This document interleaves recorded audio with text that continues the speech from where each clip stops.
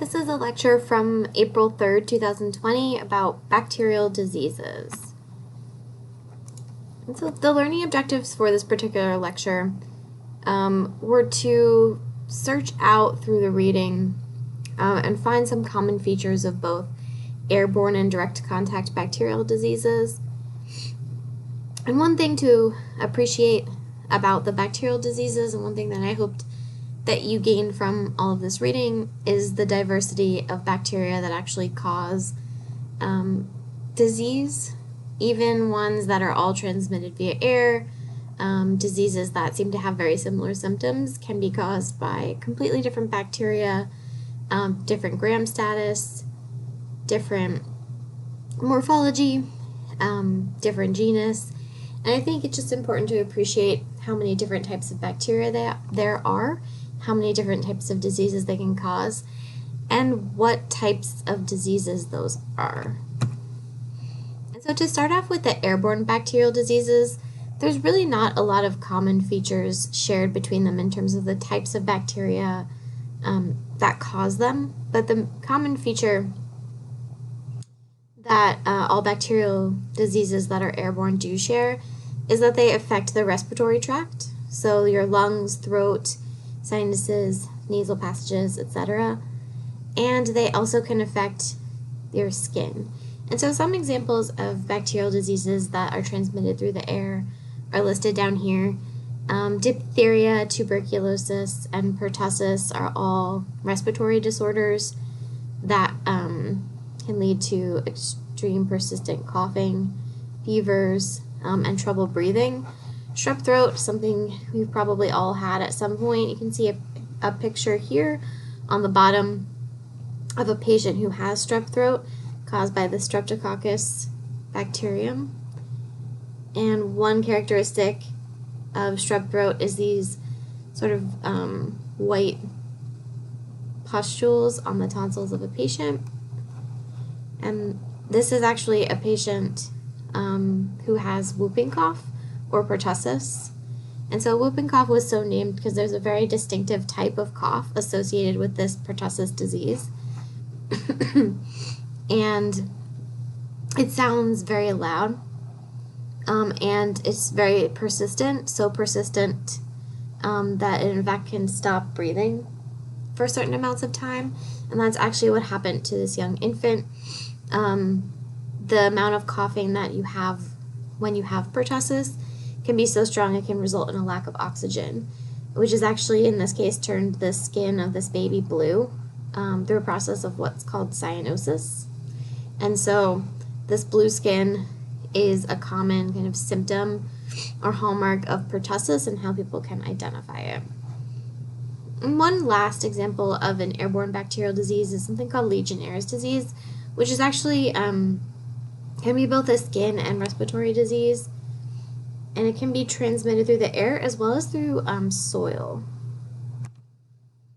And just to give you an idea of what the bacteria that cause these different airborne diseases look like, you can see the bacteria that causes whooping cough or pertussis up here, Legionella bacteria on the top right that causes Legionnaire's disease, Clostridium diphtheriae on the bottom left, which causes diphtheria, and Strep pyogenes on the bottom right, which causes strep throat, as well as some skin disorders.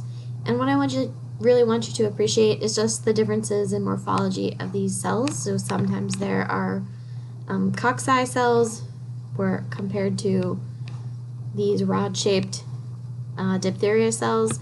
There are both gram-positive or purple cells, as you can see on the bottom, and gram-negative bacteria that can cause airborne bacterial diseases.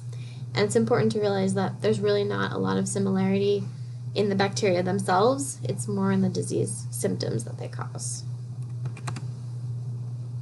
And so another type or mode of transmission that bacteria can use to cause disease is through direct contact. And the easiest ways for humans to contact each other is from skin to skin.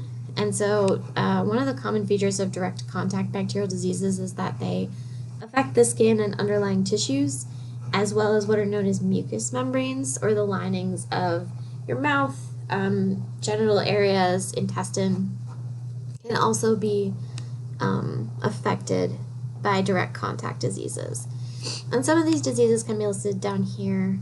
Tetanus is one of them. Skin infections that are caused either by staphylococci or streptococci bacteria. One that we worked with in lab and that you've seen before is Staph aureus, as well as Staph epi, can cause skin infections like you see up here in this top image of varying degrees. And so these two, this one on the left is not terribly bad. The one on the right is a little bit worse, right? But there are actually some skin infections that can lead to what's called necrotizing fasciitis, or basically a disorder where your skin as well as your fascia, which are the membranes that surround muscles, can become infected by either staph or strep bacteria, and your flesh can sort of be eaten away, almost as in this case, to the bone. And there are varying degrees of necrotizing fasciitis as well. This is a very extreme case, but it's a pretty horrible condition. And then one other common direct contact bacterial diseases are the sexually transmitted infections, or STIs, what we used to call STDs, such as chlamydia, gonorrhea, syphilis.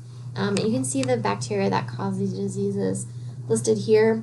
And one thing that's important to remember about STIs is we generally associate them with being transmitted through sexual contact and affecting the genital area as a result.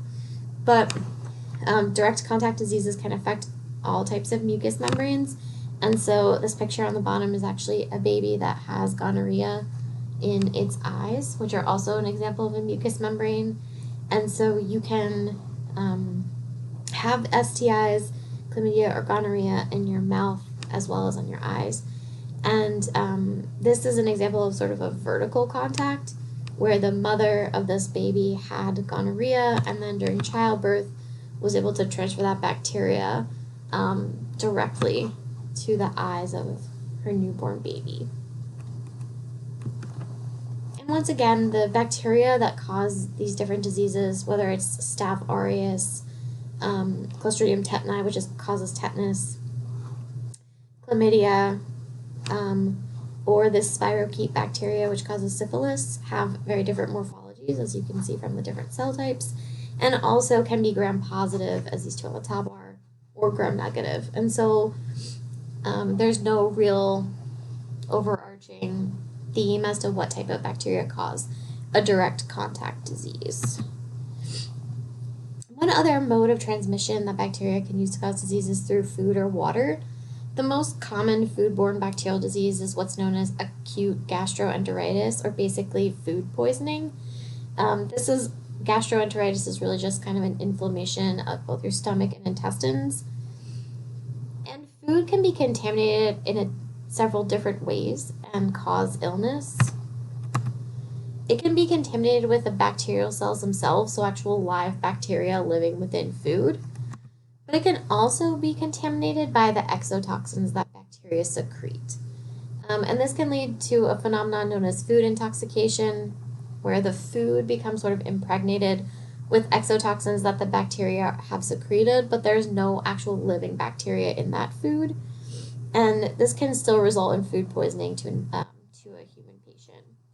And some foodborne bacterial diseases can be seen down here. Botulism is a pretty common one, especially in people who can and jar their own foods. Usually it's a result of not heating the canned or jarred food products to a sufficient temperature to kill the Clostridium botulinum bacteria that would be within the jar. And that can lead to cases of botulism. Cholera is another example of a foodborne illness. And then generally, food poisoning or gastrointestinal distress can also occur from infection with E. coli or salmonella, which we sometimes associate with raw meats and raw chicken, as well as eggs. And finally, some bacterial diseases are actually transmitted zoonotically or from animals to humans. One of which that I'm going to talk about is anthrax, which is source or its reservoir are animal hosts such as livestock, specifically cattle. And the bacteria that causes anthrax is Bacillus anthracis. It's an endospore-forming bacterium. And what's interesting about the endospores is they have been shown to live for decades on animals as well as on animal products like animal hide, and in the soil. So they can live for a very long time. And B. anthracis can cause disease in humans in several different ways. So the bacteria can be inhaled and cause a respiratory anthrax. It can be ingested and cause a gastrointestinal anthrax, or it can enter through an open cut or abrasion on the skin, like you can see in this picture down here, and cause a cutaneous form of anthrax. And there are several virulence factors that make B. anthracis pretty effective at causing disease. The first is exotoxins that it secretes. And the second is that B. anthracis has a capsule around the cells that can actually prevent phagocytosis, or sort of that engulfing and degrading of bacteria that happens in the immune system. And by doing that, it can persist in terms of infection. And there was a pretty big anthrax scare a while ago now, in 2001, because these spores are so good at living on inanimate objects and soil. They can also be packaged in letters. And in 2001, there were several letters received by senators and other important figures that were looked like they were addressed by elementary school students that actually contained anthrax spores. And there was kind of a big panic about that for a while, as people were worried that anthrax was going to be used as a weapon for bioterrorism. And we've gotten really good at fighting bacterial diseases with organism-produced chemicals known as antibiotics that are hostile to the growth of other organisms. And the first antibiotic, and one you have probably taken in some form or another, is penicillin. It was discovered in the late 1920s by this guy up here on the right, Alexander Fleming. And it was sort of a discovery by accident, in the way that all the best discoveries are, where he was doing experiments with Staphylococcus, and he was studying them on petri dishes like the one here on the bottom right. And he had a bunch of plates that got contaminated with some kind of fungus, specifically a penicillium fungus. And what he noticed that was on all his contaminated plates, there was this sort of zone of inhibition of growth of the Staphylococcus right around all of those mold infections. And so what he hypothesized was that there was this sort of like mold juice or something secreted by the mold that was preventing growth of the bacteria. And many years later, we figured out that that mold juice was an antibiotic. It was named penicillin, and it's now one of the most common antibiotics that we use to kill not only Staphylococcus, but many other bacteria as well. And we've talked about this a bit in lab, but there are several mechanisms that antibiotics can use in order to kill bacteria and fight disease. One of the most common is affecting the cell wall synthesis. Another is affecting protein synthesis. And what's nice about antibiotics is that the protein synthesis and cell wall synthesis inhibitors that work as antibiotics are specific to killing bacterial cells and won't affect any eukaryotic cells, because eukaryotic cells don't have a cell wall and have different types of ribosomes. And so these antibiotics specifically kill bacteria without causing very much harm to the host, which makes them pretty awesome. But unfortunately, we're right now in an antibiotic resistance crisis where there are many different types of bacteria, specifically these ones down here on the bottom right, that are becoming resistant to those antibiotics we're used to. And you can see an infection up here. This is actually a Staph aureus infection that's methicillin resistant.